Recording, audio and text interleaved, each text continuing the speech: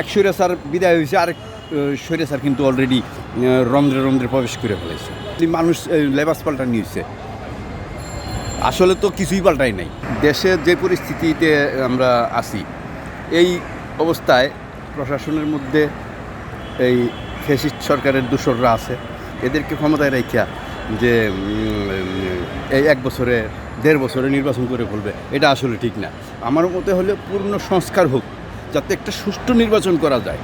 সুষ্ঠু নির্বাচন করার জন্য যতটুকু সংস্কার করার প্রয়োজন ততটুকু করতে হবে, এবং সময় যতদিন লাগে, 2 বছর লাগতেও পারে। আমি চাই যে একটা সুষ্ঠু নির্বাচন হোক 1 বছরে, হোক 2 বছরে। সুষ্ঠু নির্বাচনই হলো মূল উদ্দেশ্য। কেউ যে বলছে এখনই চাই বা অল্প কিছুদিনের মধ্যে দিলে, যারা চায় তাদের উদ্দেশ্য আমার মনে হয় ভালো না। কেন জানেন? কারণ এই ইয়েতে দেখেন 5ই আগস্টের পর মানে এক স্বৈরাচার বিদায় হয়েছে, আরেক স্বৈরাচার কিন্তু অলরেডি রন্ধ্রে প্রবেশ করে ফেলেছে। হ্যাঁ, তো এই যে বিষয়টা, এটা কি হইলো, যেই লাউ সেই কদু, একটু আগে বিপুল নূর বললেন যেই লাউ সেই কদু, কথা আসলে ঠিকই। আমরা খালি মানুষ লেবাস পাল্টা নিয়েছে, আসলে তো কিছুই পাল্টাই নাই।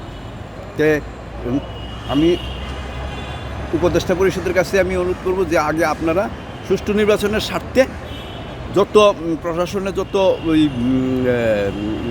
ফ্যাসিস্ট আছে, ফ্যাসিস্টদের দূষর আছে, এদেরকে করেন, প্রশাসন থেকে দূর করে সুষ্ঠু নির্বাচনের জন্য সৎ মানুষদেরকে ওখানে বসান। তার জন্য একটা সুষ্ঠু নির্বাচন, আমরা বহুদিন পর একটা সুযোগ পাইছি একটা ভালো নির্বাচনের জন্য। ভালো নির্বাচনই আমাদের একটা প্রত্যাশা সবার কাছে।